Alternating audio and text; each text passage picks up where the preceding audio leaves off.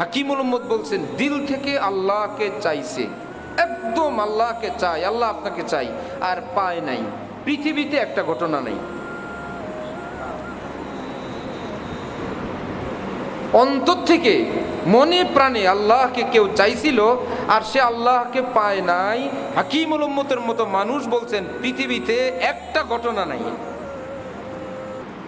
আবার সেই জুমার আগের বয়ান, কোরআন না হাদিস না, হাকিমুল উম্মত এত বড় কথা বললে হবে? ঠিক না? ওই হাদিসে কুদসি, মান তলাবানি ওয়াজাদানি। আল্লাহ বলছেন যে আমারে তলব করবে সে পাইয়ে যাবে। সুবহানাল্লাহ।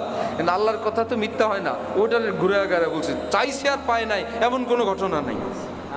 ওই হাদিস এটারই তর্জমা, বুঝেন মাওলানা? মান তলাবানি ওয়াজাদানি, হাদিসে কুদসি আল্লাহ পাক বলেন যে আমারে খুঁজবে সে পাইয়ে যাবে। তা আল্লাহর কথা তো মিথ্যা হয় না। তো বুঝা গেল যে পায় নাই, ভালো করে খোঁজে নাই, 2 কদম খুঁজে ফেরত চলে আসছে। একটু খুঁজছে, পরে চলে আসছে। এই এক জায়গায় গিয়ে আরেক জায়গায় খোঁজে নাই, আরে লাগছে তো লাগছেই। রব্বুল আলামিন বলে তুমি লাইগা থাকো, ধরতে পারবা না, আমি ধরা দিব। আল্লাহর কেউ খুঁজে বাইর করতে পারবে? আল্লাহ বলে আমি ধরা দিব, আমি আইসা যাব। সুবহানাল্লাহ। আল্লাহ আমাদেরকে আল্লাহর মহব্বত নসিব করেন, সেই রকম দিলওয়ালা হওয়ার তৌফিক দান করেন। দিলের যে পাপের দাগ, কালো দাগ থেকে আল্লাহ আমাদের দিলকে পাক সাফ বানায় দেন। এরকম দিলের কারিগর যারা দিল তৈরি করেন, কোনো না কোনো আল্লাহর মহব্বতের কারিগরের পালায় পড়ারও তৌফিক দান করেন।